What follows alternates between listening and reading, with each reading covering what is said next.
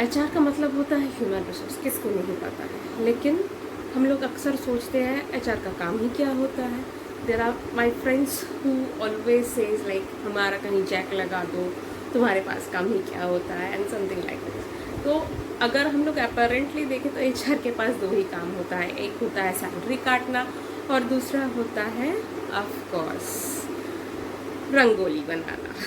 But HR is not a cakewalk, and nowadays it is the one of the highest demanding job.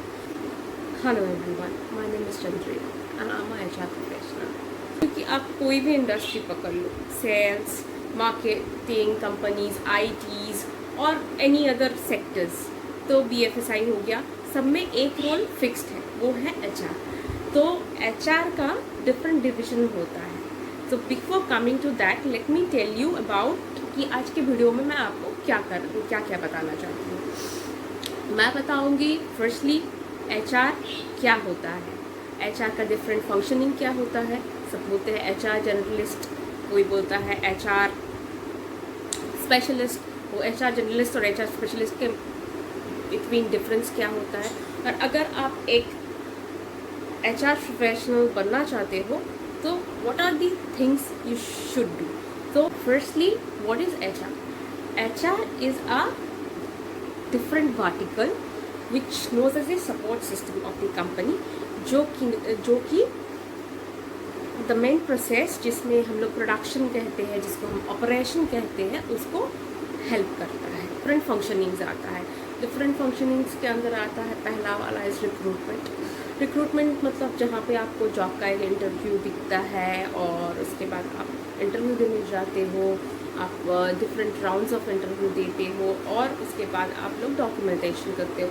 Those are called the proper recruitment process, that is end to end recruitment. So जो लोग ये recruitment करते हैं उसके अंदर recruiter होता है, senior recruiter होता है, रिक्रूटमेंट का असिस्टेंट मैनेजर होता है, और उसके बाद ऐसे ही चैनल चलता रहता है and it ends in VP recruitment. So now next part is employee relation. In this employee relation क्या होता है कि आप ऑन बोर्ड हो गए हो तो कंपनीज का कुछ पॉलिसीज रहता है, कुछ इश्यूज़ रहते हैं आपको काम करते हुए जो आ जाता है बीच बीच में।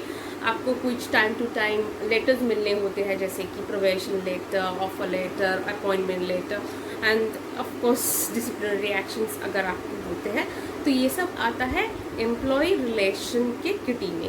उसके बाद आते हैं compensation and benefit. This is the role everybody knows. सब एक ही चीज़ के लिए हम लोग काम करते हैं, वो है सैलरी। तो मंथ एंड में जो आपका सैलरी आता है that is being taken care by the compensation and benefit department. उसके बाद आते हैं पीपल एंड कल्चर में। पीपल एंड कल्चर क्या करते हैं, suppose I am a fresher and और मुझे एक कॉल सेंटर में नौकरी मिल गया है, तो मुझे क्या क्या स्किल्स जानना ज़रूरी होता है, जैसे कि मेरे मुझे बात करने का तरीका, सॉफ्ट स्किल। सेकेंड इज़ मुझे थोड़ा बहुत कंप्यूटर की नॉलेज होना पड़ेगा। तो ये सब हम लोग सीखते हैं, तो वही वो पीपल एंड कल्चर टीम से सीखते हैं। So this is what 4 functions of a HR in a organization. तो अभी आते हैं, कोई बोलते हैं मैं HR जर्नलिस्ट बनना चाहती हूँ, कोई बोलते हैं नहीं HR जर्नलिस्ट कौन बनेगा, मैं तो HR रिक्रूटर बनना चाहती हूँ। तो HR जर्नलिस्ट क्या होता है? HR जर्नलिस्ट होता है वो जो ये 4 फंक्शन को एकदम प्रॉपरली मैनेज करता है। ये this is very usual in hotel industries, small organisations, कि जहाँ पे ज़्यादा HR का फैला हुआ, आई हैव एम्प्लॉय फैला हुआ काम नहीं होता है। I have employee size of 50 to 100 and 1 HR is enough to handle those. But when it comes to a bigger organization like I have 500 to 1000 employees, तो एक पर्सन के लिए it is very difficult to manage every function. Then we need specialists. Like मेरा हर एक महीना 50 लोगों को recruit करना पड़ता है, then I will be having one dedicated recruiter in my company. So likewise we'll be having a dedicated employee relation person, a dedicated compliance management person, a dedicated compensation and benefit person, right? So this is how HR generalist and HR specialist works. So once you are, what is the hierarchy of HR? If you ask me what is the hierarchy of HR, Normally, a management trainee is the first recruit of HR. So once you are done with your internship, we hire you as a recruiter or a data entry specialist. So why a recruiter and why a data entry specialist? Why all clerical job after passing a MBA? That's because when you are handling HR, you need a lot of people skill. You have to understand the person's psychology, you have to understand the statutories, and you have to understand the scenarios and how the business works. So at the first step, becoming an employee relation person, becoming a recruiter, a senior recruiter I mean, is a bit complicated.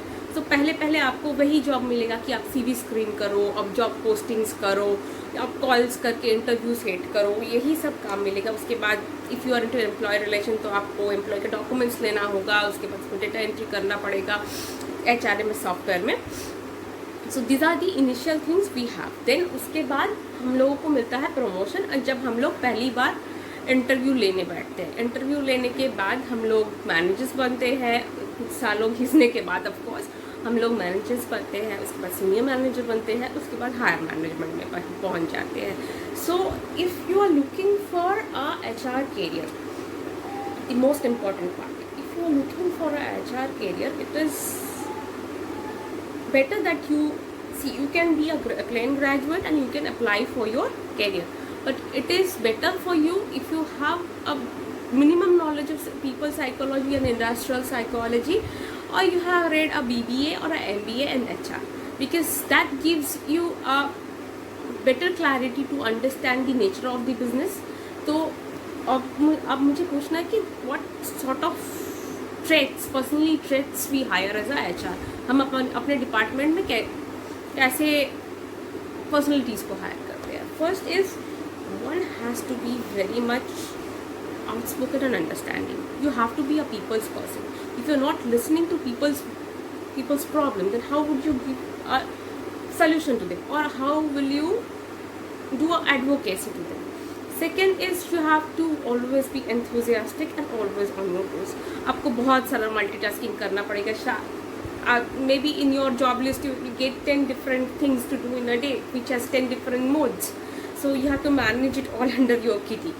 And the last one, you have to be very diplomatic. You cannot lose your temper at work, and of course an honest person, because you are the key person to hold the integrity and culture of your organization. So I think this video was informative enough to give you a proper ABC of how HR works and how you should plan your career in HR.